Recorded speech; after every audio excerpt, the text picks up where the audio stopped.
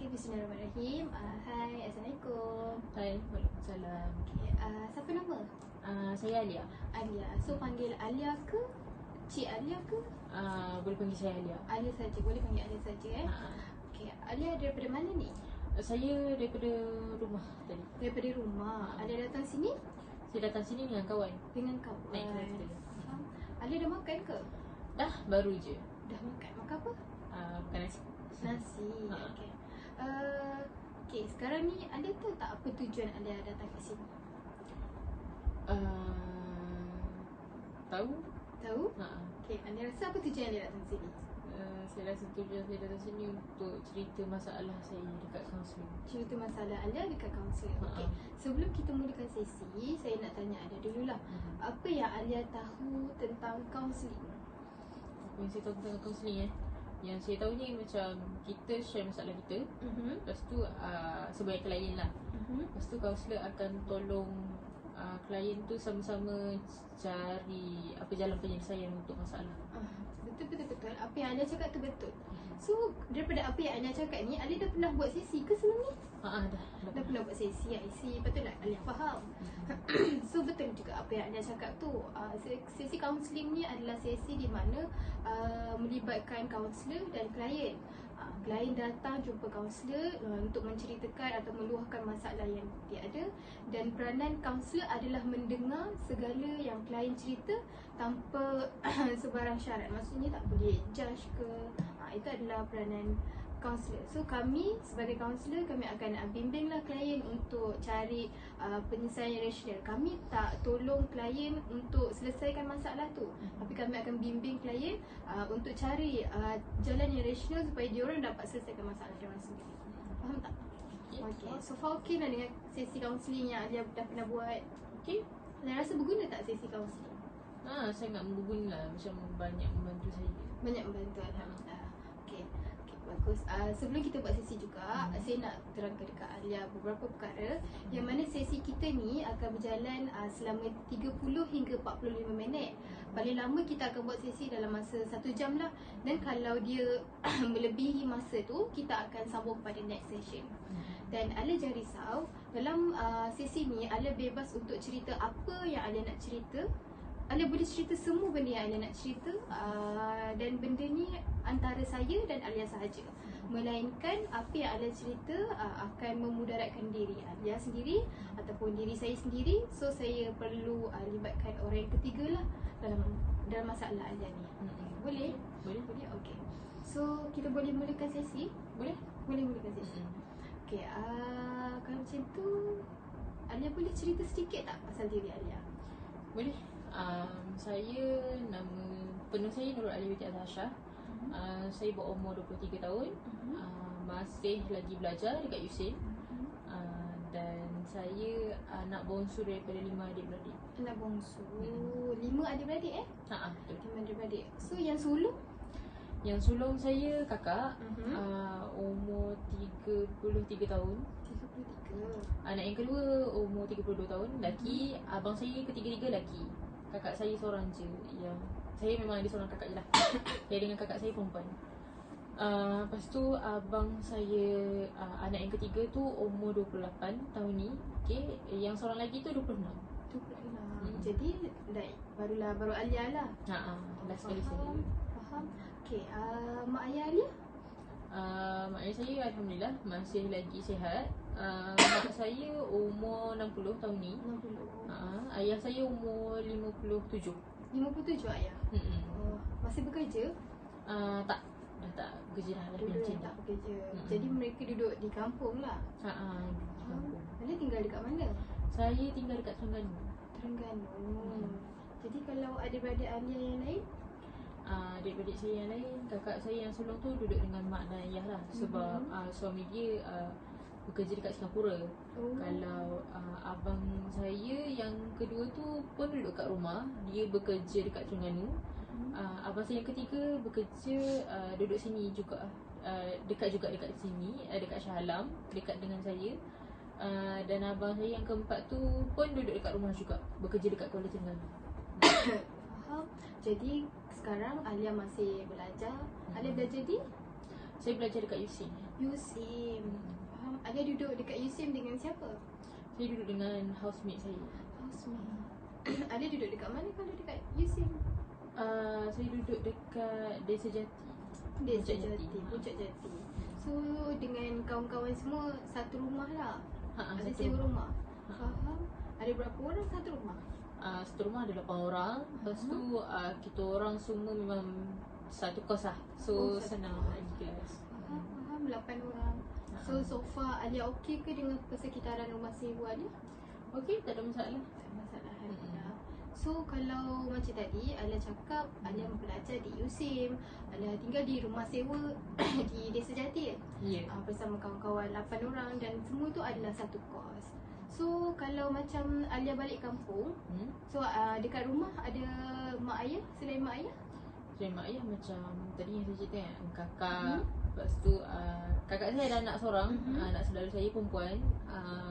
Tahun ni masuk tahun yang ke 5. Okey, lepas tu abang saya tu lah, abang saya yang kedua dengan yang keempat tu lah.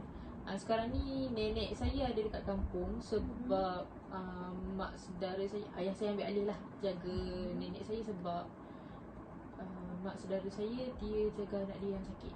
Oh, sakit apa tu? Dia ada penyakit TB. TB. Okey, baiklah. Kalau macam tu, Alia kata tadi Alia belajar di USIM. Sekarang Alia semester berapa? Sekarang saya semester 5. Semester 5, alhamdulillah. So far okey ke? Jadi seorang student semester 5?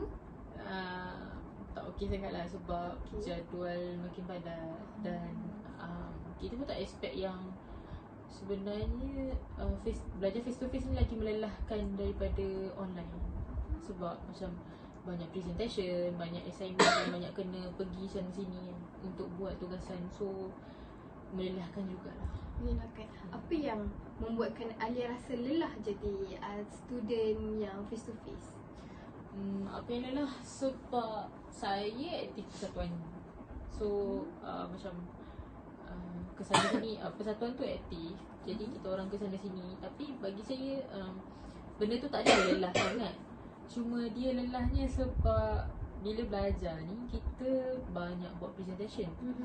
So saya ni kurang sikit bila kena bercakap depan orang. Oh. Jadi Alia kurang bercakap depan orang sebab Alia rasa takut ke? Tak yakin ke macam mana? Dia macam bau. Saya takut, saya tak yakin, saya kadang tu macam menggigil macam tu. So kalau Alia perlu untuk bercakap, sebab Alia kata sekarang dah SEM 5 kan. So kalau SEM 5 ni mestilah dah banyak ada benda Alia dah lalui. Mesti Alia dah pernah pun ada pengalaman untuk bercakap di depan kan. So far kalau Alia bercakap dekat depan, ada tak? Alia kan kata Alia takut kan. Ada tak apa-apa efek terhadap diri Alia? Efek secara fizikalnya tak adalah sampai tangan saya menggeletar teruk. Dia memang menggeletar tapi sikit je. Lepas tu saya akan jadi macam sakit perut. Macam time-time tu lah tiba rasa macam nak pergi tandas padahal sebab berdebar kan. Lepas tu saya juga ada masalah kalau saya tak dapat nak tenangkan diri. Masa tu saya akan macam even saya dah tulis nota saya bawa kat depan pun otak saya jadi macam blank macam tu sebab takut tengok audience macam ramai kat depan tu. Perasaan yang membuatkan Alia takut adalah sebab Alia tengok ramai orang. Betul. So sebenarnya Alia tak confident lah untuk bercakap di hadapan orang. Sebab tu Alia takut. Betul. Okay, faham. So boleh cerita tak apa yang Alia buat untuk atasi masalah takut, gemuruh bila bercakap dengan depan orang? Sebab kan kita kan sekarang ada lagi kan, mesti ada SEM nak sambung kepada semester 6. Betul tak? So apa yang Alia buat, tindakan yang Alia buat untuk Alia atasi Alia punya masalah? So far saya sebenarnya still lagi tak tahu apa yang perlu dibuat sebab macam spesies saya ni bila kita dah tahu kita ada presentation, masa tu tak berdebar, tapi bila dah tengok ramai orang dah pergi depan tu barulah rasa macam tak boleh nak relax, dia macam menggeletar macam tu. kiranya waktu Alia tahu, mindset Alia tahu yang hari ni Alia akan present. Tapi bila Alia tak ke depan, masa tu Alia tak ada rasa lagi takut. Once Alia dah duduk depan, baru Alia rasa macam tak boleh, takut macam tu. Faham? Okay, kalau macam tu Alia pun cakap tadi Alia tak tahu lagi apa yang Alia perlu buat, betul tak? Dan Alia pun kata lepas ni akan ada lagi benda yang Alia kena buat macam present kat depan kan. So Alia mesti kena cari cara. Alia ada cuba tak cari cara untuk atasi masalah Alia? Saya cuba juga cari cara. Macam ada orang kata tak nak bagi gemuruh sangat, makan chewing gum. Lepas tu ada cara lain macam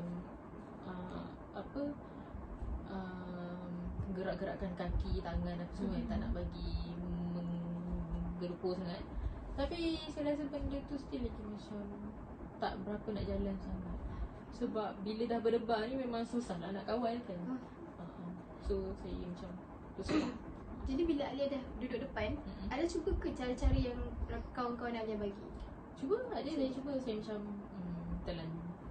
telan makan chewing gum apa semua. Lepas tu saya cuba juga macam kalau ada orang bagi tahu kan, kalau kita time kita present tu jangan tengok orang kan.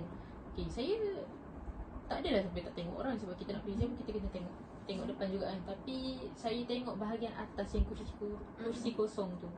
So nampaklah macam kita tengok audience. Cuma even saya tengok audience pun still tak jalan juga. Kurang berjalan juga sebab kita memang kena nak tak nak area mata kita kan luas. So memang akan nampak orang yang ramai depan kita. So benda tu lah Alia cuba, tapi benda tu lah yang membuatkan Alia masih ada rasa takut. Fokus saya terganggu. Faham, fokus terganggu sebab bila Alia cuba untuk alihkan perhatian Alia supaya tak tengok audience, tapi sebabkan kita berhadapan dengan keadaan tu, kita tetap akan nampak. Jadi sebab benda tu lah Alia jadi takut, still gemuruh. Faham? Okay, kalau macam tu saya ada dua perkara yang saya nak ajar Alia. Dua-dua ni adalah cara untuk kita kawal pernafasan kita bila kita takut ataupun bila kita rasa gemuruh, kita rasa risau nak buat sesuatu perkara tu. Benda ni juga Alia boleh guna kalau Alia ada fobia dengan satu-satu benda. Dia kalau kita takut dengan fobia pun kita akan rasa macam gemuruh, kita rasa macam takut, risau kan bila kita tengok benda tu kan. So samalah bila Alia ada dalam situasi Alia nak present, Alia takut tengok orang, Alia rasa berdebar. So saya akan ajar dua benda yang berkaitan dengan pernafasan kita. So saya harap Alia boleh guna cara ni untuk Alia kawal Alia punya diri. Kalau kawal pernafasan, insyaAllah kita boleh kawal kita punya debar tu. Okay, boleh ke? Boleh, boleh. Kita buat dua perkara ni. Boleh? Okay, Alia dah ready? Dah, okay. Pernafasan yang pertama, okay, dia pernafasan yang pertama ni perkara yang biasa je masa kita selalu buat. Sebab kadang-kadang bila kita duduk dekat depan, kita nak bercakap tu, kita rasa macam pernafasan kita tu tersangkut sebab kita terlalu takut, betul tak? So bila Alia duduk dekat depan, perkara pertama yang Alia kena buat adalah kawal pernafasan Alia supaya apa yang Alia cakap tu dia tak tercungap-cungap, tak tersangkut. So yang pertama, Alia kena duduk tegak. Kita duduk tegak. Then kita tarik nafas macam biasa. Kalau saya cakap in, dalam masa 4 saat Alia kena in. Contoh saya buat okay. Kalau saya cakap in,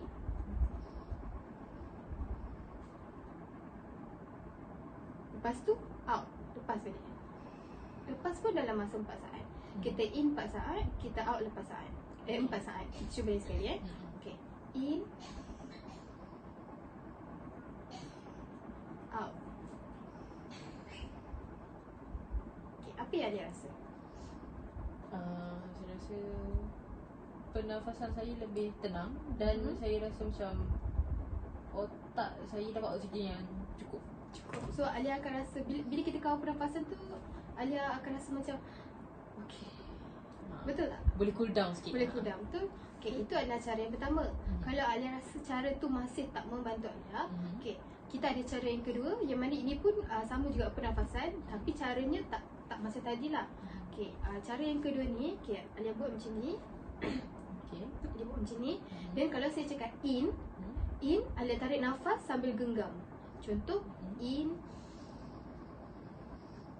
Dalam 4 saat juga Alia tarik tu. Lepas tu kalau saya cakap up, Alia lepaskan sambil buka tangan Alia. 4 saat juga. Okay, contoh in 1, 2, 3, 4.